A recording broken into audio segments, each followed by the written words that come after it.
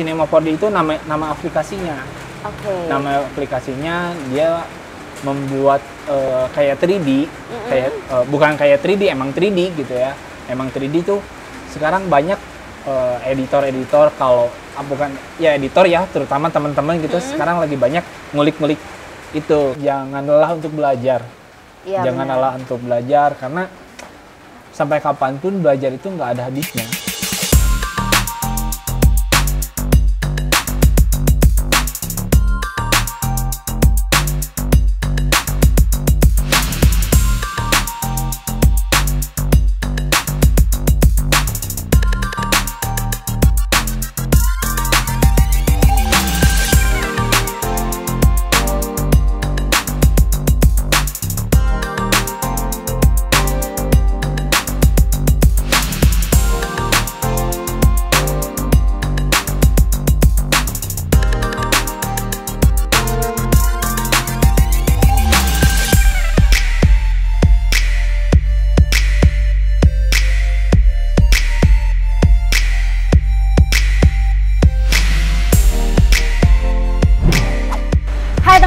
Sore ini bakal membuat sebuah video baru lagi, dan yang jelas ini belum pernah dibikin di YouTube channel gue ya. Dan sore hari ini bakal ngulik banyak hal tentang motion grafis. Betul ya? Anda tahu motion grafis? Video motion atau apapun tentang hal tersebut. Tapi sebelumnya jangan lupa untuk subscribe, like, share, komen, dan aktifkan lonceng notifikasinya. Kira-kira seperti apa videonya? Yuk kita langsung ngobrol dengan editor kali ini ya. Ini dia Mas Rifan. Halo, Hey. halo. Setelah berhasil menculik dia, akhirnya hari ini bisa mengulik banyak tentang apa yang dinamain video motion grafis. Betul ya Mas ya? Ya.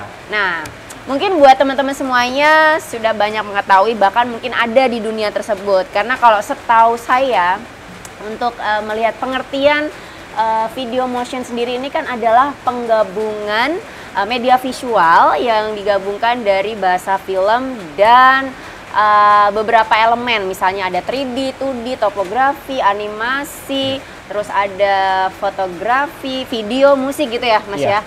Nah, tapi untuk lebih lengkapnya kita tanyakan dari sudut pandang seorang editor. Gimana kalau menurut Mas Rifan sendiri, selama ada di dunia videografi, fotografi itu seperti apa sih Mas? Kalau videografi dari segi apanya Mbak? Dari segi si pembuatan desain grafis motionnya ini. Kalau motion grafis itu lebih ke ini ya, dari sebuah gambar itu bisa menjadi sebuah video yang bergerak lah. Kalau motion grafis itu seperti itu gitu. Oh, oke. Motion grafis termasuk 3D yang kayak gitu, atau teks lah, umumnya teks nih, teks yang cuman dari samping ke tengah atau dari atas ke tengah gitu. Nah itu gambar yang bergerak lah kalau motion grafis itu seperti namanya itu. motion grafis. Termasuk ke motion grafis. Benar, karena sekarang ini banyak digunakan di beberapa event, instansi gitu ya Mas ya. Kalau boleh tahu sebenarnya peluang dari apa ya, di bidang videografi atau editor ini seperti apa sih Mas? Kalau untuk sekarang itu sangat apa ya, sangat bukan menjanjikan lah, besar lah peluangnya, karena sangat besar peluangnya ya, apalagi sekarang itu banyak yang menggunakan di event, terutamanya itu banyak yang apa virtual lah. Nah itu juga kayak buat di event yang hybrid gitu ya, itu kebutuhan motion kayak apa ya, video opening nih. Nah itu juga selalu ada video opening, bumper opening gitu ya. Terus kayak kemarin nih ada satu project kayak awarding tuh kan membutuhkan kayak finalis apa yang masuk ke nominasinya siapa kan. Jadi masuk satu.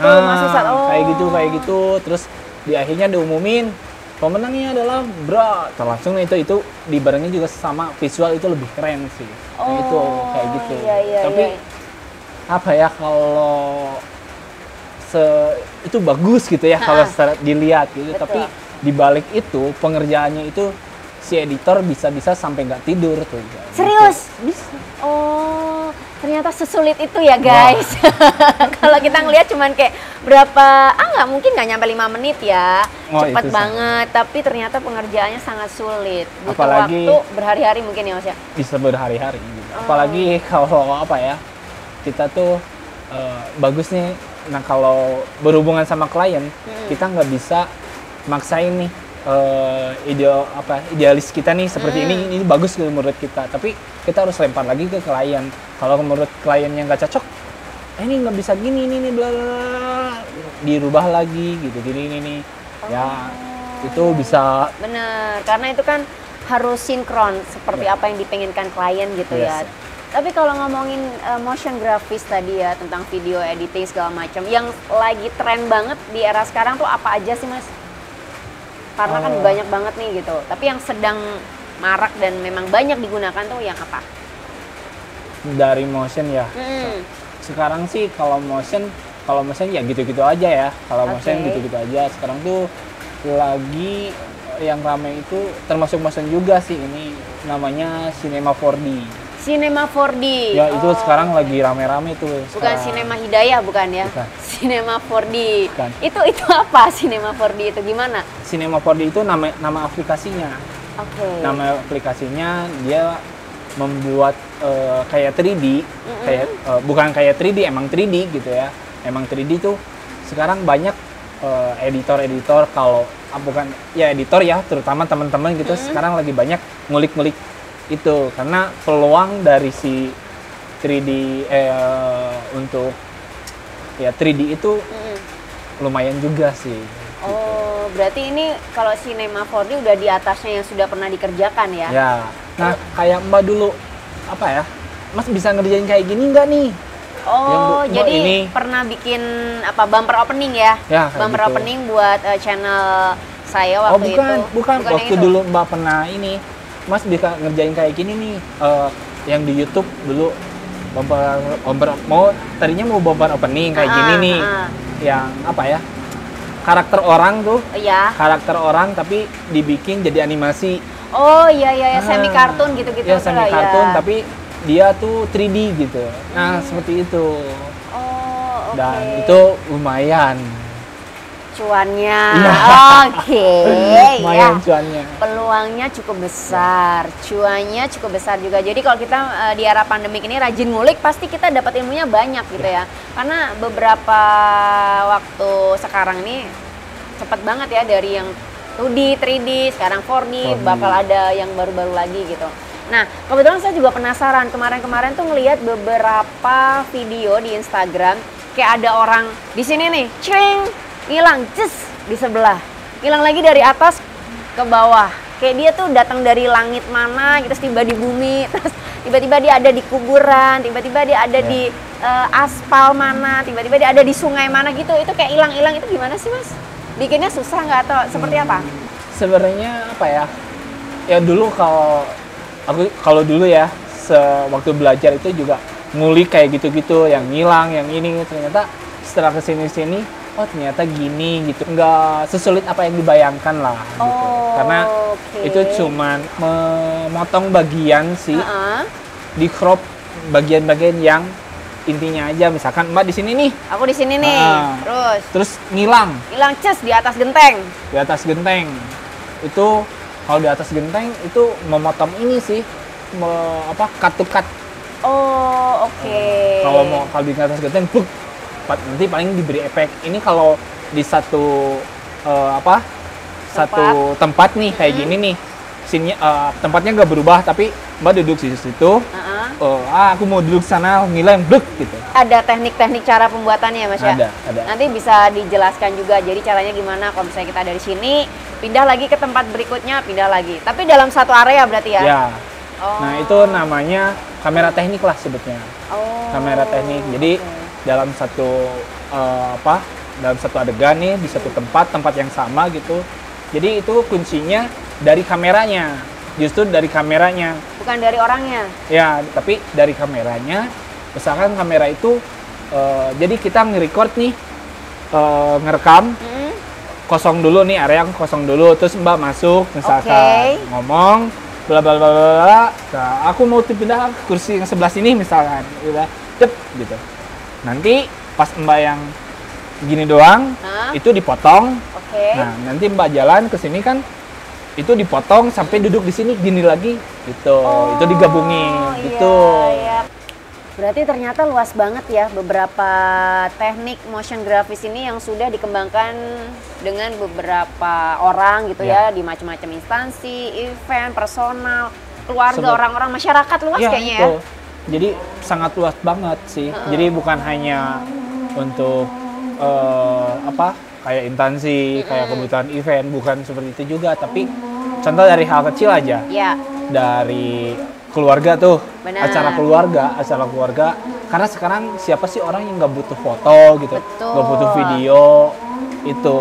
Jadi dari keluarga, terus gathering, terus apalagi ya.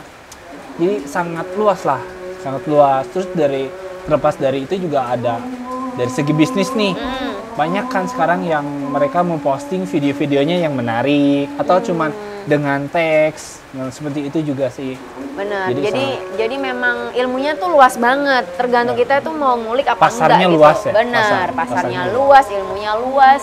Kita harus bisa ngulik makin jauh lagi karena perkembangan editing ini cukup cepat sekali gitu ya. Sekarang kemarin ada model editing begini, terus ada begitu baru-baru banyak banget gitu. Dan kalau tadi udah disebutin trennya adalah Cinema 4D, kira-kira menurut Mas Rifan ada yang lain lagi nggak 2021 gitu? Kira-kira yang bakal jadi minat banyak orang gitu? Kalau editing sih gitu-gitu aja ya. Oh gitu ya? Iya gitu-gitu aja, cuman lebih ke pengembangannya apa ya? Lebih ke ide sih. Konsep. Iya konsep, lebih ke konsep sih itunya. Kalau editing ya gitu-gitu aja sih sebenarnya di dalamnya gitu. Tapi yang ininya lebih ke konsep itu aja. Oke, jadi memang ya semua kembali kepada passion masing-masing sih. Kalau kitanya memang rajin, pasti bakal menemukan hal-hal baru ya. Karena kebetulan Mas Rifan belajarnya dari YouTube, otodidak ya. Saya belajar otodidak, nggak sama sekali nggak ada guru. Bertanya sama orang gitu, pernah bertanya sama orang gitu. Tapi ya gitu. Responnya entah dia sibuk atau apa gitu. Ya cuman gitu. Iya. Nah dari situlah udahlah belajarnya dari YouTube gitu bla bla bla. Ya alhamdulillah sih. Alhamdulillah ya, untung Mas Rifan ini ada di zaman teknologi digital yang makin marak ini lewat YouTube, lewat Instagram. Coba kalau di zaman tabloid ya, itu pasti halaman awal-awal udah hilang entah kemana, saking leceknya bolak-balik gitu kan. Maka itu kita memang harus rajin belajar, ngulik gitu, karena memang pasarnya cukup luas gitu, jadi cuannya juga menjanjikan ya guys gitu. Udah banyak dibahas tadi, dan nanti buat teman-teman yang pengen belajar mempraktekkan bisa banget, karena nanti kita akan kasih contoh juga beberapa motion grafis. Misalnya saya di sini pindah lagi ke sana, terus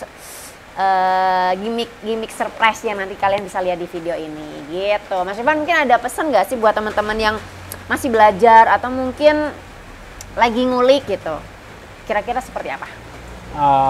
Yang kita belajar ya terus aja belajar, terus apalagi sekarang belajar banyak difasilitasi lah intinya. Belajar kita bisa di rumah gitu ya, di rumah. Saya juga dulu dari SMA gitu ya, pulang sekolah tuh bukan ke rumah tapi ke warnet. Oh iya. Jadi wah download di rumah baru ditonton gitu, ditonton ke warnet. Nah sekarang sih ya jangan lelah untuk belajar, jangan lelah untuk belajar, karena sampai kapanpun belajar itu nggak ada habisnya. Benar sih. Jadi kembali lagi ke kemauan kita gitu, usaha kita, niat kita juga gitu. Karena memang apalagi di era seperti ini ya, kalau kita malas bakal malas banget.